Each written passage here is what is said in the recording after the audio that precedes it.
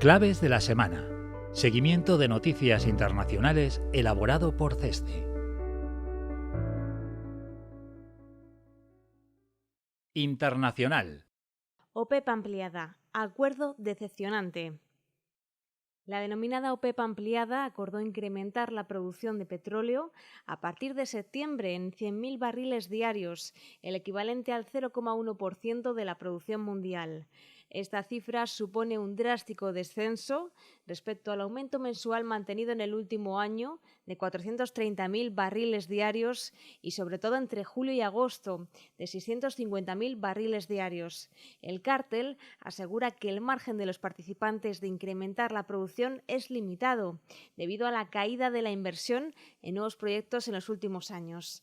La decisión de la OPEP ampliada supone un notable descenso respecto a las previsiones que barajaba el mercado, en torno a 300.000 y 400.000 barriles diarios. Asimismo, ha evidenciado el escaso éxito del presidente estadounidense Joe Biden en su intento de convencer, durante la gira diplomática que realizó a finales de julio por Oriente Medio, a los principales países productores de petróleo, principalmente Arabia Saudí, de la necesidad de atemperar la tensión en los mercados de hidrocarburos. Lucha antiterrorista. Estados Unidos abatió en la madrugada del 31 de julio al líder de Al-Qaeda, Ayman al-Zawahiri, que era uno de los terroristas más buscados.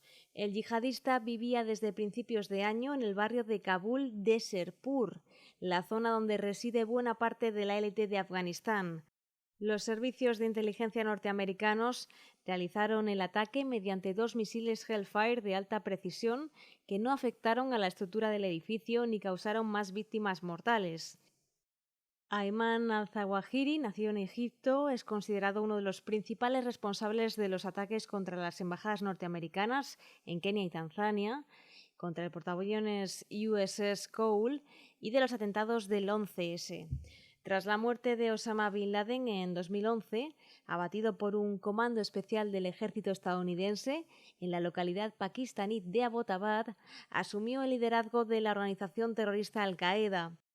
Muchos apuntan que Ayman al-Zawahiri será sustituido por Saif al-Adel, uno de los miembros históricos de la organización que reside desde hace años en Irán. Por otra parte, estos acontecimientos han puesto de manifiesto el incumplimiento por parte de los talibanes de su compromiso de mantener fuera de su territorio a integrantes de Al-Qaeda, uno de los principales puntos suscritos en el denominado Acuerdo de Doha, firmado en febrero de 2020 por los líderes del movimiento fundamentalista y la administración del entonces presidente Donald Trump. Latinoamérica. Argentina. El intento de asesinato de la actual vicepresidenta y presidenta durante 8 años ha exacerbado la polarización política en Argentina. El pasado 1 de septiembre, un hombre de 35 años apuntó con una pistola a la cabeza de Cristina Fernández de Kirchner, pero al disparar el arma se encasquilló. Fue inmediatamente detenido y se ha negado a declarar. Aunque los informes iniciales enfatizaron que era ciudadano brasileño, su madre es argentina y ha vivido en el país desde la infancia, lo que minimiza cualquier hipotética conexión brasileña con el crimen. El presidente Alberto Fernández y el resto del espectro político han repudiado el atentado. Sin embargo, en la calle las opiniones están divididas entre los que creen que Kirchner es una víctima de los discursos de odio y quienes consideran que el atentado es un montaje que busca impulsar su popularidad y distraer de las acusaciones de abuso de poder que pesan contra ella.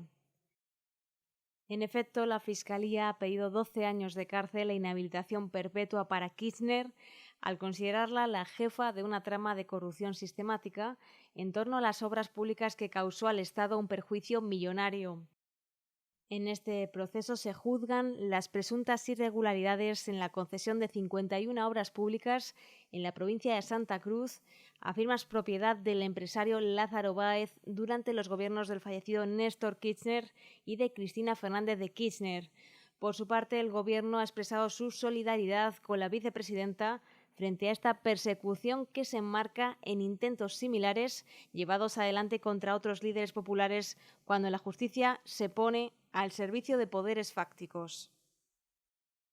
Chile. Rechazo masivo a la nueva Constitución.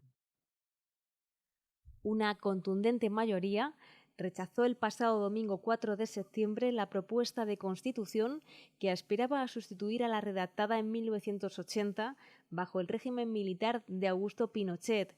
Con el 99,4% de las mesas escrutadas y una histórica participación de 13 millones de personas, el rechazo tuvo casi un 62% de votos frente al 38% del apruebo. El nuevo borrador introducía temas como la igualdad de género, la protección de los derechos indígenas, el medio ambiente o el acceso equitativo a la educación. La derrota, mayor de lo que vaticinaban las encuestas, supone un fuerte varapalo para el gobierno de Gabriel Boric, quien poco después de conocerse el resultado prometió construir en conjunto con el Congreso y la sociedad civil un nuevo itinerario constituyente.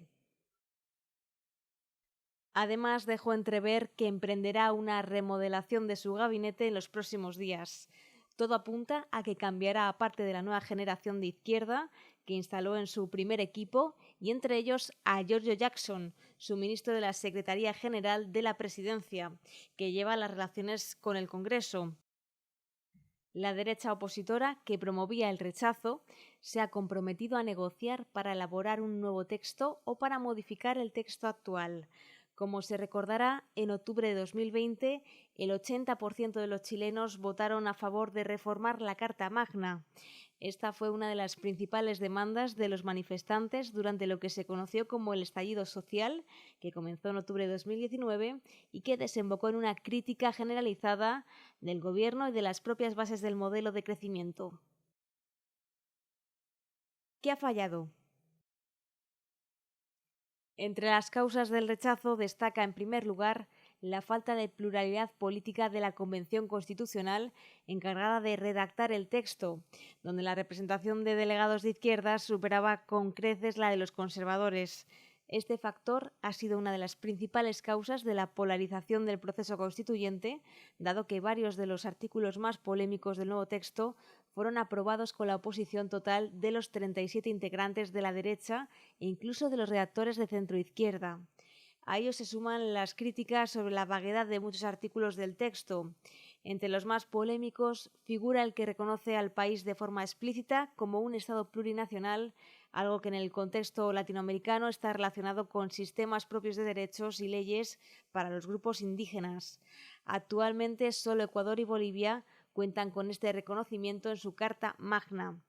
Las cuestiones relacionadas con las comunidades indígenas, que suponen el 12,9% de la población chilena, han sido las más controvertidas. No olvidemos que el debate se desarrolla en medio de una crisis de seguridad en el sur del país por los enfrentamientos del pueblo mapuche contra las fuerzas del Estado por los derechos territoriales y de extracción de recursos. Por último, para muchos chilenos, este ha sido también un plebiscito sobre el gobierno. Votar contra el nuevo texto implica para muchos chilenos votar contra el Ejecutivo. Se abre una nueva etapa en el proceso constituyente que exigirá de un elevado consenso y que todo apunta a que será larga y compleja. Colombia. Gustavo Petro tomó posesión el pasado 7 de agosto como presidente de Colombia. Su ascenso al poder inaugura una nueva era política en el país que por primera vez en su historia será gobernado por la izquierda. Francia Márquez fue investida como vicepresidenta, convirtiéndose para los próximos 4 años en la primera afrocolombiana en el segundo cargo más importante del Estado. Como se recordará, el líder de la coalición Pacto Histórico se impuso al empresario Rodolfo Hernández en la segunda vuelta de las elecciones celebradas el pasado 19 de junio de 2022. Petro supo ganarse, entre otros, al electorado joven y a las mujeres con una agenda basada en la promoción de la igualdad y de reformas económicas, además de poner las políticas de medio ambiente en el centro de su programa. Lo cierto es que el mandatario ha generado expectativas poco realistas de cambio económico, social y político. Las promesas de implantar importantes programas de bienestar social, acometer una transición energética acelerada, intensificar la lucha contra la corrupción y aumentar la inversión en infraestructuras, entre otras, van a verse obstaculizadas por cuestiones económicas como la inflación y los déficits gemelos, público y por cuenta corriente, pero también por la dificultad para lograr consensos en un Congreso muy fragmentado, pese a los apoyos iniciales con los que cuenta, y por la fuerte oposición que suscitan estas propuestas en amplias capas de la sociedad y las instituciones. Las propuestas más radicales podrían, pues, diluirse por la falta de mayorías claras en el legislativo. De hecho, ya se ha visto obligado a reducir la ambición de su proyecto inicial de reforma fiscal y a incluir en su gabinete a políticos y tecnócratas de todo el espectro, desde conservadores hasta comunistas. En cualquier caso, al margen de mayorías, la agenda es demasiado ambiciosa a nivel social y de difícil financiación. Por otra parte, también tendrá que enfrentarse a la comunidad empresarial, que aunará fuerzas para evitar el avance de algunas de las medidas más polémicas. Si no se cumplen las expectativas de los votantes, se corre el riesgo de socavar el desarrollo de la política de izquierda en Colombia.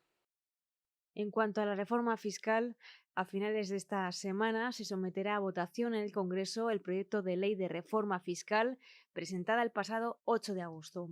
Las medidas están encaminadas en su mayoría a incrementar la tributación de las personas físicas de mayores ingresos y limitar los beneficios tributarios a las personas jurídicas. Adicionalmente, se crean impuestos nuevos a las bebidas azucaradas y a los alimentos procesados. El Gobierno también planea imponer impuestos a la exportación de petróleo, carbón térmico y oro en un intento de desalentar la producción extractiva y avanzar en la transición energética de Colombia. Esto se aleja de las promesas de campaña del mandatario de detener la exploración de petróleo y gas, que según los críticos pondría en riesgo la sostenibilidad de las finanzas públicas del país a medio plazo. Con esta reforma, la administración de Petro afirma que podrá reducir la desigualdad y mitigar los impactos del cambio climático a través de mayores impuestos al carbono. No obstante, algunas de las ideas más radicales de Petro, como convertir al gobierno en el empleador de último recurso y expandir enormemente los subsidios, no se incluyeron en esta versión de la reforma fiscal. Ello obedece en gran parte al nombramiento de José Antonio Campo como ministro de Hacienda, un perfil más moderado que ha tranquilizado a empresas e inversores. Si el Gobierno finalmente no logra la aprobación del Congreso, probablemente incluirá componentes importantes de sus objetivos fiscales en su Plan Nacional de Desarrollo. En cuanto a la reforma al Código Electoral, el segundo proyecto de ley enviado al Congreso aspira a actualizar el Código Electoral colombiano. Entre los cambios propuestos están la ley de cuotas de género, la inclusión de nuevas tecnologías y registro civil para comunidades étnicas. Se trata del segundo intento de modificar dicho código, ya que en 2020 la actualización fue aprobada en ambas cámaras, pero la Corte Constitucional decidió tumbarlo por vicios de forma en su trámite legislativo.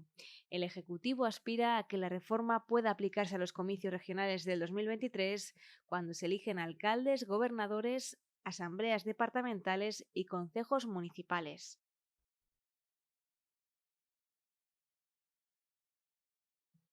Cuba. Tímida apertura a la inversión extranjera. Cuba ha anunciado el pasado 17 de agosto que permitirá la participación de inversores extranjeros en el comercio mayorista y minorista de la isla por primera vez en 60 años. El ministro de Economía, Alejandro Gil, señaló que la inversión extranjera, con regulación del Estado, permitirá ampliar y diversificar la oferta a la población, además de contribuir a la recuperación de la industria nacional. Las autoridades han señalado que la apertura no será completa, sino que se hará una selección, un escrutinio, ya que tiene que prevalecer un mercado estatal. Se dará prioridad al suministro de productos alimenticios, de aseo y para la instalación de sistemas de generación de electricidad con fuentes renovables de energía, que tengan una incidencia inmediata en los problemas de desabastecimiento y que contribuyan a mejorar la oferta en el mercado nacional. La industria privada mayorista y minorista de Cuba fueron nacionalizadas tras la Revolución de 1959 y han sufrido ineficiencias durante mucho tiempo. Sin embargo, con el reciente aumento de los precios de los alimentos y el combustible y la reducción del turismo, que han provocado la peor crisis económica del país en décadas, la escasez se ha convertido en un problema importante. La Habana ha introducido reformas tentativas en numerosas áreas en los últimos años, con la esperanza de aliviar las dificultades y facilitar la actividad económica sin comprometer los ideales comunistas. Esta última iniciativa va en esa misma dirección, si bien es algo a lo que los revolucionarios de línea dura se han opuesto durante años y por tanto su éxito no está garantizado. Además, el entorno de negocios tan estrictamente controlado por el Estado no lo convierte en una opción atractiva para muchos inversores. Asia. China. Rebaja de tipos para hacer frente a la crisis en el sector inmobiliario. El 14 de agosto, el Banco Central rebajó dos de sus principales referencias para los préstamos a las entidades bancarias. El instituto emisor ha optado por recortar la tasa aplicada a las operaciones de recompra inversa con vencimiento a 7 días en 10 puntos básicos hasta el 2%.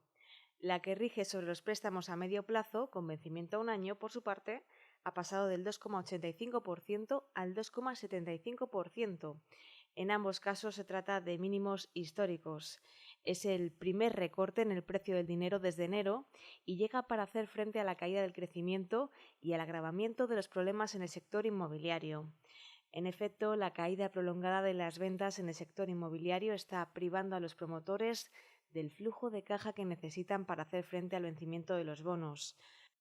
Los promotores inmobiliarios chinos han incumplido bonos con un valor nominal de aproximadamente 167.000 millones de renminbis en los 7 primeros meses de 2022, en comparación con los 68.000 millones de 2021 y los apenas 25.000 millones de 2020.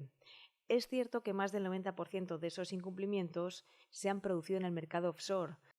Por el contrario, el mercado doméstico de bonos ha visto un monto relativamente modesto de 17.000 millones de incumplimientos, lo que ha asilado en parte al sector financiero de los efectos de la crisis inmobiliaria. Esto se debe en buena medida a las extensiones acordadas entre deudores y acreedores. Sin embargo, en términos prácticos, no hay mucha diferencia entre una extensión y un incumplimiento, ya que en la mayoría de las primeras solo están haciendo pagos de intereses muy modestos. Los acreedores están dispuestos a aceptar una extensión porque el proceso legal y los precedentes para los incumplimientos de bonos domésticos no están muy claros y tienen menos certeza sobre lo que podrían recuperar en caso de incumplimiento. Lo preocupante de estas extensiones de 6 a 12 meses es que ahora han acumulado un monto cada vez mayor de vencimientos que habrá que hacer frente especialmente a partir del primer trimestre de 2023. Así pues, si no se produce una recuperación del sector o un nuevo y más ambicioso plan de estímulo y recuperación, podremos asistir a nuevas situaciones de estrés financiero en los próximos meses. Impacto de la sequía y plan de ayudas. La ola de calor más prolongada registrada en China hasta la fecha está causando la peor sequía en 60 años, provocando disrupciones en la generación de energía, el transporte y la fabricación de manufacturas. Sichuan, la sexta provincia más grande de China por PIB, se ve particularmente afectada. La producción hidroeléctrica, que genera alrededor del 80% de la electricidad de la provincia, se ha reducido a la mitad. Volkswagen, Toyota y Foxconn han suspendido las operaciones de fabricación. Los apagones continuos han dejado a los residentes en algunos lugares sin aire acondicionado ni acceso a Internet. El transporte marítimo está suspendido a lo largo de partes del río Yangtze, la arteria de transporte interior más grande de China. Las principales economías provinciales en otros lugares también se ven afectadas, incluida Shanghái. Las altas temperaturas han elevado la demanda eléctrica a niveles récord en 19 provincias. En respuesta, se ha aumentado la generación de energía a base de carbón y se han desplegado generadores móviles para aliviar la escasez en los puntos críticos. Asimismo, el 24 de agosto, el Gobierno central ofreció otro paquete de estímulo por valor de alrededor del 1% del PIB, similar al daño económico causado por la sequía hasta el momento. Por el tono de la declaración, parece que el punto clave no es solo el estímulo adicional, sino el tono urgente dirigido a los gobiernos locales para que actúen con rapidez y eficacia. Este es un mensaje importante para todos los funcionarios del gobierno local a medida que nos acercamos al crucial 20º Congreso Nacional del Partido Comunista Chino en octubre, en el que será reelegido el presidente Xi. China, Taiwán, Estados Unidos. Continúa la tensión en el estrecho de Formosa. Las fuertes tensiones diplomáticas a las que asistimos este verano con motivo de la visita el pasado 2 de agosto de Nancy Pelosi, la portavoz de la Cámara de Representantes de Estados Unidos, a Taiwán, parece que siguen vivas en septiembre. Si China respondió entonces con la intensificación de las violaciones del espacio aéreo de la isla y el lanzamiento de misiles sobre sus aguas territoriales, varios episodios posteriores revelan que la tensión sigue siendo extrema. El pasado 30 de agosto, Taiwán derribó un dron chino y la pasada semana Estados Unidos desveló un plan de suministro de armas a la isla por valor de 1.100 millones de dólares. Se trata del quinto plan de suministro de armas con la isla, pero el más voluminoso hasta la fecha. Incluye 60 misiles Harpoon antibuques, 100 Sidewinder aire-aire y equipamiento adicional para el sistema de radar taiwanés. Liu Pengyu, el portavoz de la Embajada china en Estados Unidos, dijo que China tomaría contramedidas legítimas y necesarias para responder a la venta de armas. Pakistán. Se hace efectiva la reanudación del acuerdo con el Fondo Monetario Internacional. El Fondo Monetario Internacional anunció el 29 de agosto que su directorio ejecutivo completó las revisiones séptima y octava de forma combinada del programa Extended Fund Facility de 2019. Esto reactiva, tal y como ya adelantamos en julio, el rescate estancado desde hace mucho tiempo y permite el desembolso de un tramo de cerca de 1.200 millones de dólares que el país necesita desesperadamente. Además, la Junta acordó extender el programa hasta junio de 2023 y aumentar su tamaño total en más de 900 millones de dólares. Por otra parte, la crisis humanitaria por las recientes inundaciones se está intensificando. Las estimaciones sugieren que al menos un tercio del país está bajo el agua. El ministro de Cambio Climático dijo la semana pasada que 33 millones de personas están afectadas. Se han confirmado ya más de 1.100 muertes relacionadas con inundaciones. El ministro de Planificación sugiere que el costo financiero del desastre superará los 10.000 millones de dólares. La ONU lanzó la última semana de agosto un llamamiento urgente para ayudar a Pakistán a manejar la situación. Paradójicamente, es posible que la ayuda internacional relacionada con el desastre y la reconstrucción de las infraestructuras alivie los temores a un default de deuda que llevaba varios meses provocando fuertes caídas en la rupia pakistaní. Sri Lanka. Acuerdo preliminar con el Fondo Monetario Internacional.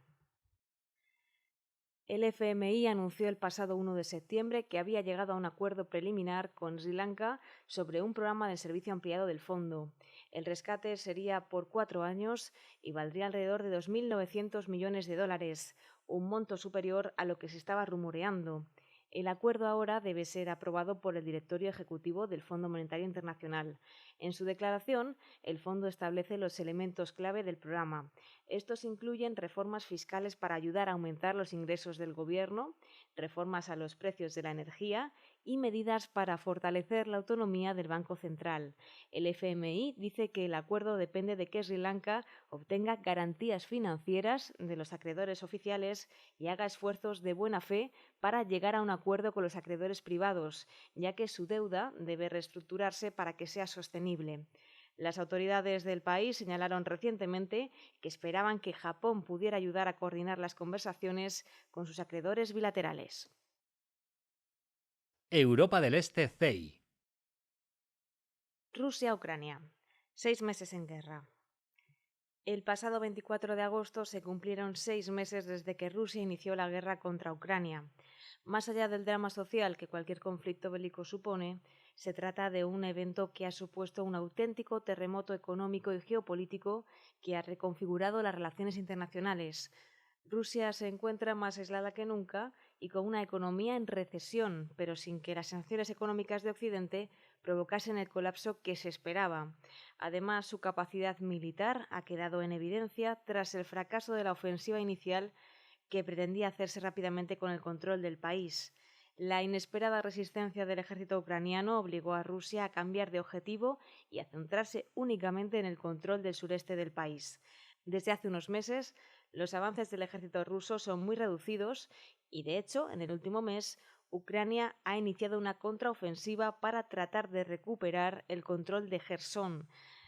La citada resistencia del ejército ucraniano no habría sido posible sin el apoyo económico y militar que le prestan las principales economías occidentales a Kiev. Así pues, la duración y el resultado de la guerra dependerán de lo fuerte que sea el vínculo entre el gobierno ucraniano y Occidente. Las consecuencias globales del conflicto han sido y están siendo catastróficas. Por un lado, ha creado una crisis alimentaria que se está cebando especialmente con los países emergentes. También ha dado lugar a una crisis energética sin precedentes, cuyos efectos están siendo especialmente notorios en Europa. La guerra ha hecho saltar por los aires los vínculos energéticos entre Rusia y el viejo continente. De hecho, Rusia ha llegado a cortar todo el suministro de gas por el único gasoducto que quedaba activo. Este es un escenario que tiene visos de perdurar en el tiempo, ya que hasta el momento todos los intentos de negociación han fracasado y las posturas entre ambas partes se encuentran más distanciadas que nunca. Serbia-Kosovo. Nuevos episodios de violencia. El comienzo de agosto estuvo marcado por los enfrentamientos entre las minorías serbias en Kosovo y las autoridades kosovares como consecuencia de las nuevas normas fronterizas y administrativas impuestas por Pristina. Desde el 1 de septiembre, Kosovo exigirá que los serbo-kosovares reemplacen las matrículas serbias de sus vehículos por placas de la República de Kosovo. Sin embargo, gracias al esfuerzo de la diplomacia europea, las autoridades de la región han retirado la propuesta de exigir permiso de residencia a las personas que entren en Kosovo con un documento de identidad serbio. Belgrado, a cambio, también ha aceptado retirar un permiso similar que las autoridades serbias exigían a los visitantes con documentos de identidad kosovares. La mediación del alto representante de Asuntos Exteriores de la Unión Europea, Josep Borrell, facilitó la reanudación del diálogo entre ambos, que culminó en una reunión de alto nivel el pasado 18 de agosto. Recordemos que, pese a que Serbia es país candidato a la adhesión a la Unión Europea y Kosovo es potencial candidato, la Unión Europea no aceptará el ingreso de ninguno de los países hasta que no se resuelvan las disputas territoriales entre ambos, algo que está muy lejos de suceder. Serbia ni siquiera reconoce la independencia de Kosovo, un estatus que alcanzó mediante la celebración de un referéndum unilateral en 2008 tras una guerra que dejó tras de sí más de 13.000 muertos, la mayoría albano-kosovares. Norte de África, Oriente Medio. Irak. Sangrientas protestas. Al menos 35 personas han muerto y más de 250 han resultado heridas en Bagdad como resultado de las protestas desatadas por la dimisión del influyente clérigo chií Muqtada al-Sadr, cuyos seguidores asaltaron el Palacio Presidencial iraquí el pasado 29 de agosto. Irak se encuentra sumido en una crisis política desde el pasado octubre, cuando el movimiento sadrista ganó las elecciones parlamentarias, pero fue incapaz de formar un gobierno. Sadr, un antiguo jefe de la resistencia contra la ocupación estadounidense, tiene un gran poder de movilización que ya empleó a finales de julio, cuando ordenó a sus seguidores asaltar el Parlamento iraquí en protesta y como amenaza ante la noticia de que sus rivales propondrían un nuevo candidato a primer ministro e intentarían formar un nuevo gobierno. Muchos de sus fieles permanecían acampados frente al Parlamento desde entonces. Tras el anuncio de su retirada de la política, dieron comienzo los violentos enfrentamientos entre sus partidarios y las milicias rivales, así como fuerzas de seguridad gubernamentales.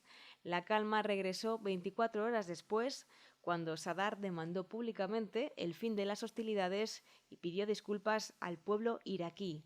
Se mantiene, no obstante, la parálisis política en el país sin visos de una pronta solución. Túnez. Reforma constitucional. La hoja de ruta del presidente Kais Saied de construir un modelo político a su medida sigue avanzando. De acuerdo a la Junta Electoral, el 94,6% de los votos registrados respaldaron la reforma de la Constitución diseñada por el mandatario. El referéndum estuvo marcado por la baja participación, inferior al 30% del electorado, lo que puso de manifiesto el creciente descontento de la ciudadanía con la gestión del mandatario. La mayoría de los partidos políticos se posicionaron en contra de la reforma y defendieron boicotear la consulta, al considerar que la nueva legislación menoscaba los valores democráticos. La nueva Constitución legitima en la práctica la deriva autoritaria del presidente al reforzar notablemente sus competencias al mismo tiempo que erosiona la separación de poderes. Además, facilita la disolución de asociaciones civiles, dificulta la financiación de las organizaciones críticas con el gobierno y allana el camino para controlar los medios de comunicación. El siguiente capítulo en el proyecto personalista de Said será la nueva ley electoral y la celebración de elecciones legislativas a finales de año. África subsahariana. Angola. Elecciones disputadas. El principal partido de la oposición en Angola, UNITA, ha anunciado que impugnará el resultado de las elecciones generales celebradas el pasado 24 de agosto. Los resultados oficiales otorgan la victoria al Movimiento para la Liberación de Angola, con una escasa mayoría, lo que supone un segundo mandato para el actual presidente, João Lourenço, y un escenario de continuidad, dado que este movimiento lleva 47 años en el poder. La publicación de los resultados preliminares provocó masivas protestas en Luanda. La oposición ha calificado las elecciones de fraudulentas, citando irregularidades en el proceso, una acusación respaldada por el hecho de que 4 de los 16 miembros de la Comisión Electoral no han firmado el recuento final. Estas han sido las elecciones más reñidas de la historia democrática angoleña, ya que aunque Lourenço partiera como favorito, no ha podido evitar que le pasaran factura la recesión económica, el incremento en el paro y la pobreza y, en particular, las acusaciones de corrupción a su predecesor, José Eduardo dos Santos, que gobernó el país desde 1979 hasta 2017. La hija de dos Santos, Isabel, es considerada la mujer más rica de África, con un patrimonio superior a los 2.000 millones de dólares. En contraste, pese a que Angola es una de las naciones africanas más ricas en recursos minerales, más de la mitad de la población vive en extrema pobreza. Etiopía. Fin del alto el fuego. El ejército de Etiopía y los rebeldes de Tigray vuelven a combatir tras 5 meses de tregua. Ambos se acusan mutuamente de la ruptura del alto el fuego, que estaba en vigor desde el pasado marzo por razones humanitarias. Desde que el conflicto estallase en 2020, han muerto miles de personas y más de 2 millones han tenido que huir de la región. La situación es particularmente desoladora, dado que el país se encuentra en medio de una sequía histórica que amenaza la seguridad alimentaria de al menos 10 millones de etíopes y que ha provocado ya miles de muertes. Tigray es una de las regiones más afectadas por la hambruna y el fin de la tregua ya ha provocado nuevas interrupciones en las labores humanitarias de entrega de alimentos. Níger. Las inundaciones agravarán las tensiones por la escalada inflacionaria. Las inundaciones estacionales en Níger mataron al menos a 75 personas y desplazaron a más de 100.000, según ha señalado la Agencia de Protección Civil el 30 de agosto. Este año, las inundaciones anuales coinciden con el aumento del costo de vida y amenazan con desencadenar protestas sociales en un país que ya sufrió una intentona golpista el año pasado y que se ha convertido en el baluarte occidental de la defensa antiyihadista en el Sahel tras la salida de las tropas francesas del vecino Mali. Septiembre será un mes crítico, ya que las inundaciones continuarán, dejando más desplazados. Al mismo tiempo, a pesar de los subsidios del gobierno, Níger, como la mayoría de los países de la región, enfrenta una crisis por el alza del precio de los alimentos. Los precios de la harina y los fertilizantes se han disparado este año y los de muchos otros productos básicos han aumentado notablemente. Los precios del aceite vegetal refinado en la ciudad de Maradi aumentaron un 66% en comparación con el promedio de 5 años, según el informe más reciente de la Red de Sistemas de Alerta Temprana de Hambruna. El maíz en Niamey fue un 41% más alto en la misma medida. Somalia. Azote islamista. Al menos 19 civiles han muerto en un ataque de islamistas radicales de Al-Shabaab, el grupo terrorista afiliado a Al-Qaeda, en una carretera en el centro de Somalia el pasado 2 de septiembre. Según funcionarios locales y líderes de clanes, al menos 8 minibuses y camiones de pasajeros que viajaban por una carretera entre las localidades de Beledweyne y Maxas fueron interceptados, atados e incendiados, matando a sus pasajeros. El ataque ha tenido lugar 2 semanas después de un espectacular asalto de Al-Shabaab en un hotel en la capital Mogadiscio que dejó al menos 21 muertos y 117 heridos. Parece la respuesta al anuncio del gobierno de que en agosto las fuerzas de seguridad y los combatientes locales habían recuperado varias aldeas que anteriormente estaban bajo el control de Al-Shabaab. El presidente Hassan Sheikh Mohamud, que se enfrenta a un resurgimiento de la actividad extremista desde su elección en mayo, prometió que el gobierno no escatimará esfuerzos en la lucha contra el terrorismo. OCDE. Estados Unidos. Trump enfrenta una nueva batalla legal. El expresidente estadounidense Donald Trump vuelve a ser el foco de un nuevo escándalo político que le vincula con el manejo irregular de documentos oficiales. El FBI estuvo registrando durante horas la residencia del exmandatario en Florida, donde requisaron 15 cajas de documentos clasificados que el expresidente habría sustraído de los archivos nacionales durante su presidencia. Aunque se desconoce el contenido de esas cajas, Trump ha aprovechado el registro para tildarlo de persecución política y la ultraderecha política y mediática incluso ha llegado a hablar de guerra civil contra los republicanos. Estados Unidos continúa inmerso en una espiral de polarización política que ha incrementado de forma preocupante la radicalización de la sociedad. Todo ello a las puertas de las elecciones legislativas que tendrán lugar en noviembre, en las que el Partido Demócrata podría perder la mayoría en las cámaras y bloquear las iniciativas de la administración Biden lo que resta de mandato. Reino Unido, nueva primera ministra. Los 160.000 miembros del Partido Conservador, el 0,3% del electorado británico, estaban llamados a elegir al nuevo primer ministro de Reino Unido tras la salida de Boris Johnson, que fue forzado a dimitir por su propio gabinete.